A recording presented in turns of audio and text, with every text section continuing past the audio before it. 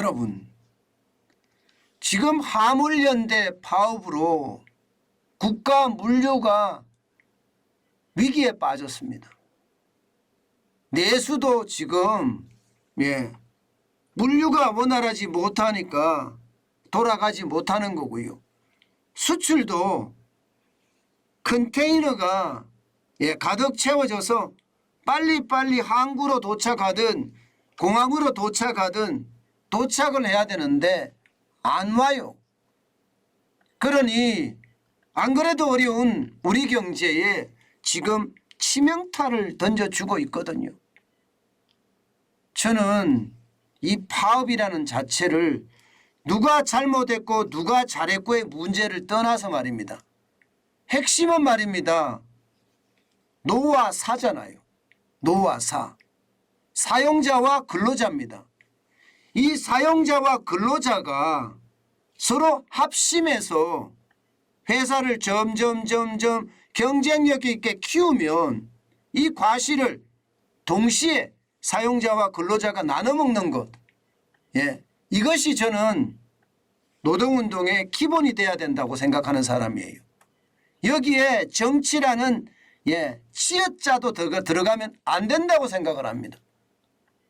정치라는 지어자가 들어가는 순간 나라가 난리가 나거든요. 왜냐하면 이게 사용자와 근로자의 관계가 건전해서 대화하고 타협하고 생산성을 높이고 기업 경쟁력을 높여서 매출을 확대하고 이익이 극대화가 되면 이것을 같이 나눠 먹는 게 핵심인데 그런 것은 뒷전이에요. 뒷전. 정치가 우선이 되거든요. 지금 화물연대 파업이 딱 그 짝입니다. 이게 안심운임제라는 말도 안 되는 그런 제도를 문재인 대통령이 만들어 놓고 말입니다. 그것을 지금은 컨테이너나 시멘트에서만 하고 있는데 다 확대하라는 거예요. 전차적으로. 아니 그러면 안심운임제라는 게 뭐 여러분 알다시피 다 주잖아요. 다 줍니다. 지금 보실래요? 얼마나 많이 주는지 안심운임제 보시면 차량 감가상각비부터 시작을 해서 세무신고비 심지어 말입니다. 화물연대 가입비도 줍니다. 협회비라는 게 있죠. 협회비. 화물연대 가입비도 줍니다. 통신비, 자동차세, 보험료 뭐 안 주는 거 없습니다. 출퇴근비, 4대 보험료. 아니 그러면 자영업자에게는 왜 안 주나요? 자영업자도 여러분 안심운영제 이런 거 도입해야 되는 거 아닙니까? 그런데 이게 시장경제에서 말이 안 되잖아요. 이게 누군가 대신해 주겠다는 거 이게 말도 안 되잖아요. 심지어 말입니다. 차량 정비비, 타이어비, 세차비까지 내준다는 게 이게 말이 됩니까? 말이 안 되잖아요. 그런데 이게 공공연하게 이야기를 하고 있고 더 웃긴 것은 화물연대의 카운터 파트너는 화주연합이에요. 화주연합. 물건을 보내는 사람. 그런데 왜 여기 정부가 나서서 이렇게 난리가 났죠? 정부가. 왜 정부하고 화물연대하고 이게 협상을 하고 있냐고요. 당사자는 거기 들어가지도 못하고. 그러니까 제가 이게 정치파업이라는 거예요. 정치파업. 이게 실제 이해 당사자가 거기에 포함되지도 않는 그런 상태에서 일이 벌어진다는 것 진짜 웃기는 일이라고 저는 봅니다. 물론 화물연대가 뭐 트럭 차주들 말입니다. 뭐 안전운임 운영하는 거 안전운전하는 거 좋습니다. 그러면 정상적으로 사용자와 근로자라는 어떤 핵심 기본 개념에서 출발을 해서 이게 함께 상생할 수 있는 방법을 찾아야지 이처럼 말입니다. 국가 물류까지 다 망가뜨려 가면서 이렇게 한다는 것은 진짜 정치파업의 핵심이라고 봅니다. 그런데 문제는요. 문제는 이 파업을 야당이 조장하고 있습니다. 진짜 저는 말도 안 되는 짓거리라고 생각을 해요. 제가 짓거리라고 했잖아요. 짓거리예요 진짜. 웬만하면 제가 과한 말을 안 쓰려고 하는데 쓸 수밖에 없습니다. 왜 조장하느냐? 이 노란봉투법 말입니다. 노란봉투법은 파업으로 손해 발생을 하면 사측에서 손해배상 청구를 하지 못한다는 법이에요. 이게 더불어민주당이 이미 지금 단독 상정을 했고요. 이거 통과가 시켰다는 거예요. 그러면 불법 파업을 조장한다. 뭐 저는 이렇게까지 생각을 하거든요. 이게 말이 되나요, 여러분? 국가 지도자라는 사람들이 한낱이라고 하면 좀 그런가요? 아니 뭐 핵심이라고 할게요. 핵심 민주노총의 편을 들어가면서 이거 입법까지 만들어낸다는 것은 어쩌면 말입니다. 민주노총의 앞잡이라는 생각밖에 안 듭니다. 도대체 국가를 운영해야 되는 국가 지도자, 야당도 지도자입니다. 국가 지도자들이 불법 파업하는 것을 이게 감싸면서 이 속에서 말입니다. 자기네들의 정치적 실리를 계산한다는 게 와, 나라가 한심하게 돌아간다 이렇게밖에 생각이 안 듭니다.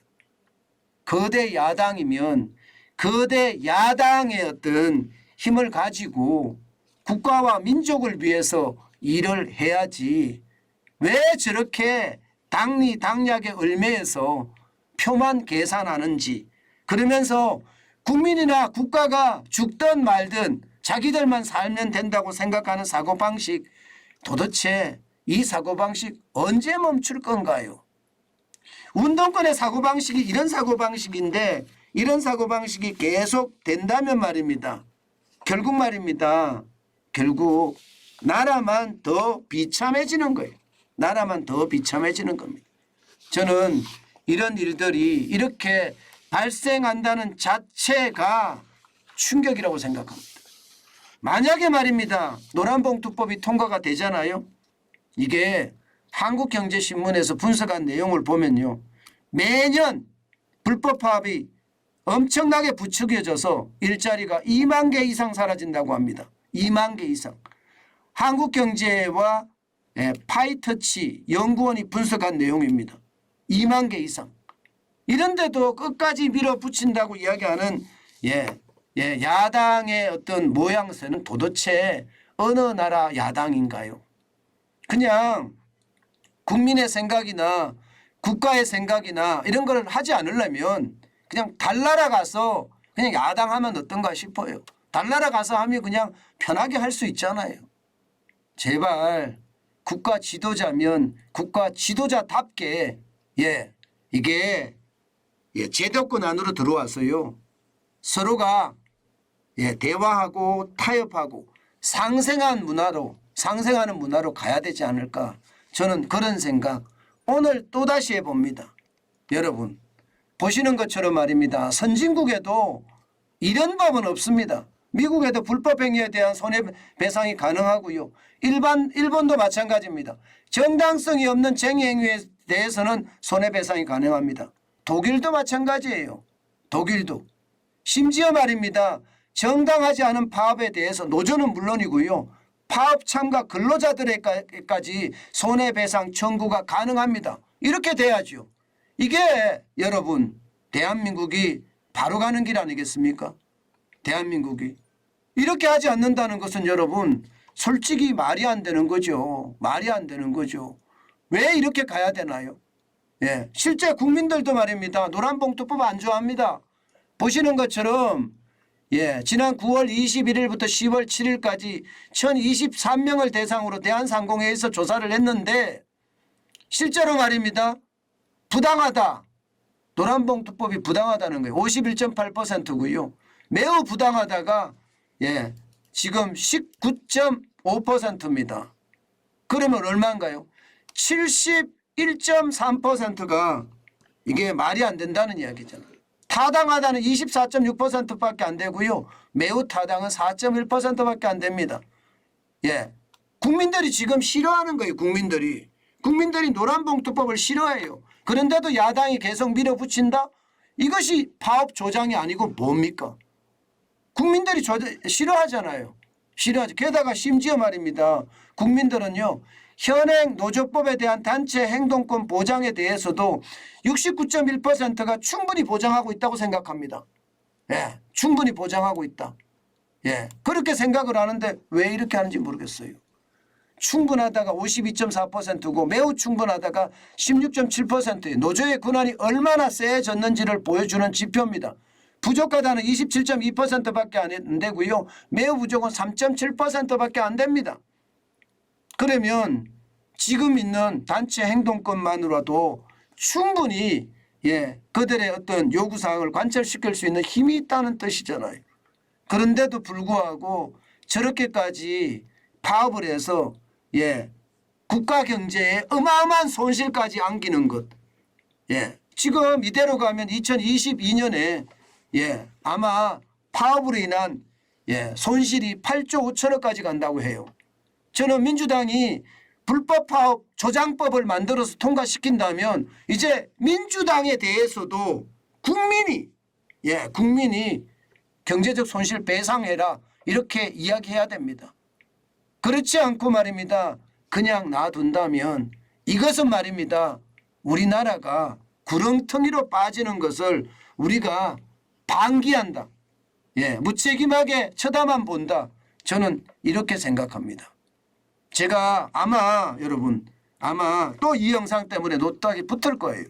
그렇다고 안 할 말을 한다? 저는 그렇지는 못합니다. 말을 해야지요. 말을 해야지 여러분 세상이 보이는 거지. 말을 안 하고 그냥 묵묵히 쥐죽은 듯이 있으려면 그것은요 여러분 세상을 보이는 것이 아니라 굴복하는 겁니다. 여러분 보세요. 어저께 제가 방송한 거예요. 뉴스 속보 브리핑 외국인 폭풍 매수 코스피만 1조 원 1조 원 매수했다는 뜻입니다. 이렇게 매수했는데 노란 딱지가 붙었어요. 노란 딱지 제한됨하고 노란 딱지 붙었죠. 어제 오후 6시 7분입니다. 방송이 끝나자마자 붙은 거예요. 방송이 끝나자마자. 이게 말이 돼요? 이게 붙을 내용인가요? 전혀 붙을 내용이 아니잖아요. 그런데도 노란 딱지가 붙는 것을 보면 말입니다. 얼마나 통제하는지 저는 제가 느낄 수 있습니다. 그렇다고 제가 말을 안 하고 입을 다물고 넘어간다. 저는 그렇게는 못하겠습니다. 이야기할 것은 하고요. 그래야지 대한민국의 경제를 여러분들이 바로 볼 수 있습니다. 겁이 나서 노딱에 겁이 나서 폭파에 겁이 나서 이게 굴복한다면 저는 유튜브를 아예 하지 않겠습니다. 그게 오히려 저에게 맞는 것 같습니다. 저는 그래서 끝까지 노딱이 붙더라도 초지일간 앞으로 밀고 가겠습니다.